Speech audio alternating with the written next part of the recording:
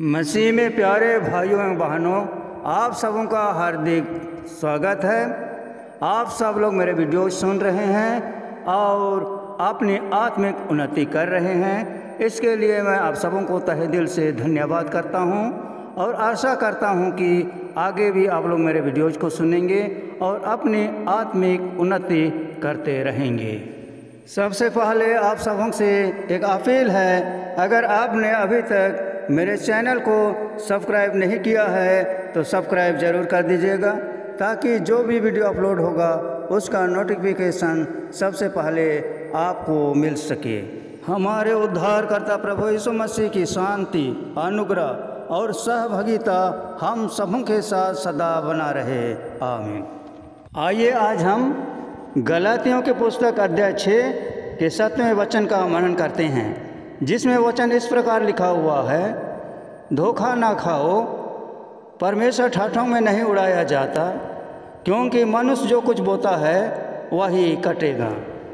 गलातियों के पुस्तक अध्याय 6 के पहले कुछ पदों में प्रेरित पौलुस इस बात पर जोर देता है कि व्यक्ति अपने कार्यों के लिए जिम्मेदार है, और जब दूसरे लोग असफल होते हैं तो जो मसीह में आत्मिक मनुष्य होते हैं उन्हें उसके प्रति नम्र होना चाहिए और उन्हें संभालना चाहिए। नम्रता प्रेम की अभिव्यक्ति और मसीह की आज्ञा की पूर्ति के अलावे दूसरों के प्रति नम्र प्रतिक्रिया एक तरीका है जिससे हम खुद को परेशानी से दूर रख सकते हैं, क्योंकि यह हमें मुसीबत से बचने में मदद कर सकता है। यद्यपि यह पद हमको दूसरों के प्रति विचारशील होने के लिए प्रोत्साहित करता है। सच्चाई यह है कि मनुष्य जो कुछ बोता है वही काटता है। इसलिए जबकि हमें एक दूसरे का बोझ उठाना चाहिए, हम अभी भी अपना ही बोझ उठाने के लिए जवाबदेह हैं। गलातियों 6:7 में प्रेरित पौलुस हमें याद दिलाते हैं कि मनुष्य जो कुछ बोएगा वही काटेगा। ईश्वर एक न्यायवादी ईश्वर है और उसने पूरे मानव अनुभव में बोने और कटने की अवधारणा स्थापित की है। जब कोई किसान बीज बोता है और इन बीजों की देखभाल करता है तो वे आमतौर पर अंकुरित होते हैं और बढ़ते हैं और फलते हैं। उसी तरह एक व्यक्ति अपनी सोच और व्यवहार में जो कुछ भी रोपता है बाद में वह फल देगा, या तो अच्छा या बुरा, जैसा हम अपना व्यवहार दिखाते हैं। यदि किसी व्यक्ति का ध्यान शरीर की इच्छाओं को पूरा करने पर केंद्रित है और वह उसी तरह का खर्च करता है तो उसको उसी प्रकार का फल मिलता है। पौलुस प्रेरित गलातियों अध्याय 5 19 से 21 में इस फल का वर्णन करता है कि शरीर के काम तो व्यभिचार, गंदे काम, लुचपन, मूर्ति पूजा, टोना, बैर, झगड़ा, ईर्ष्या, क्रोध, विरोध, फूट, विधर्म, डाह, मतवालापन, लीला क्रीड़ा और इनके जैसे और भी काम हैं। ऐसे काम करने वाले परमेश्वर के राज में प्रवेश नहीं करने पाएंगे। दूसरी ओर यदि कोई आध्यात्मिक चीज़ों में मन लगाता है तो उसके जीवन में फल आध्यात्मिक और संपूर्ण होगा। आध्यात्मिक फल के विषय में पौलुस प्रेरित गलातियों अध्याय 5 के 22 से 23 में बहुत ही सुंदर वर्णन करता है कि आत्मा का फल प्रेम, आनंद, मेल, धीरज, कृपा, भलाई, विश्वास, नम्रता और संयम है। प्रेरित पौलुस इस सच्चाई का परिचय देते हैं कि मनुष्य जो कुछ बोता है वही करता है। गलातियों अध्याय 6 के 7वें पद में एक गंभीर चेतावनी के साथ वह कहता है, धोखा मत खाओ, परमेश्वर ठाठों में नहीं उड़ाया जा सकता। बुद्धिमान और समझदार मनुष्यों को अपने जीवन पर ध्यान देना चाहिए और यह सुनिश्चित करने के लिए कदम उठाने चाहिए कि वे इस सिद्धांत के साथ जिएं। किसी को भी यह विचार नहीं आने देना चाहिए यह नियम का अपवाद है। बोने के बाद कटाई होती है और यह मायने रखता है कि आप क्या बोते हैं। ईश्वर हृदय को जांचता है और हर परिस्थिति को जानता है, और उसका आदेश है कि फसल रोपण के अनुसार ही फल मिलेगा। पौलुस इस अवधारणा को आगे समझाता है कि मनुष्य जो कुछ भी बोएगा वही कटेगा।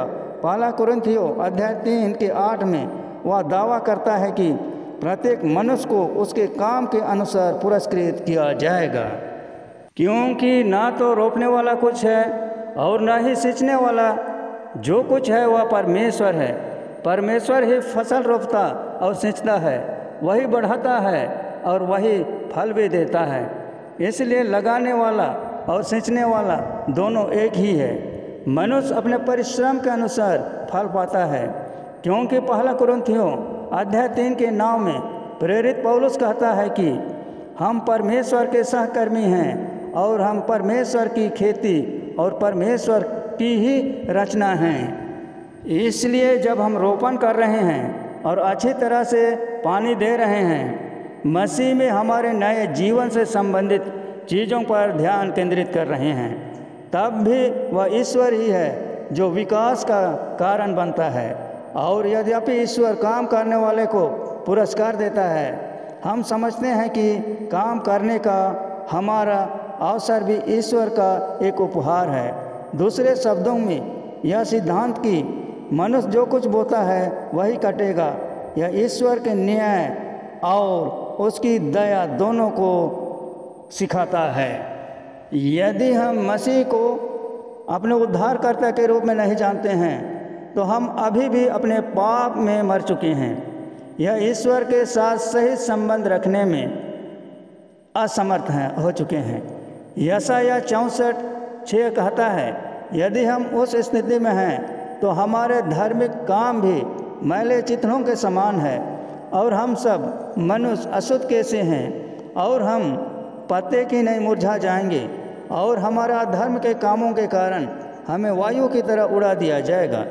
यदि हम इस स्थिति में हैं तो यह सत्य है कि मनुष्य जो कुछ बोता है वही कटता है। वास्तव में भयानक है, क्योंकि हम पाप और मृत्यु के अनुसार बो रहे हैं और कल वैसे ही फल हमें मिलेगा।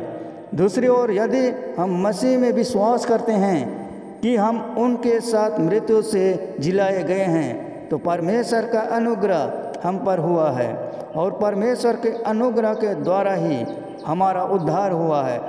इफिसियों अध्याय 2 के 8 से 10 के अनुसार जब विश्वास के द्वारा परमेश्वर के अनुग्रह ही से हमारा उद्धार हुआ है तो हमारे पास जीवन की नवीनता के अनुसार बीज बोने का अवसर है। उनकी कृपा के कारण अब हम उन बीजों में निवेश कर सकते हैं जिनका अनंत मूल्य है और फल देख सकते हैं जिनका शाश्वत मूल्य है। सच्चाई यह है कि मनुष्य जो कुछ बोता है वही काटता भी है। यह न केवल न्याय के बारे में है बल्कि ईश्वर की महान दया के बारे में भी है। ईश्वर हमें वह नहीं दिया जिसके हम हकदार थे, बल्कि अपने अद्भुत अनुग्रह से ईश्वर ने हमें वह दिया है जिसके हम हकदार नहीं थे, अर्थात जिसको पाने के योग्य हम नहीं थे। वह है धार्मिकता का बीज बोने का अवसर, ताकि हम अपने जीवन में उनके धार्मिकता का फल दे सकें। इन बातों पर हमारे उद्धारकर्ता प्रभु यीशु मसीह हम सबों को बहुत ऐसे आशीष प्रदान करें।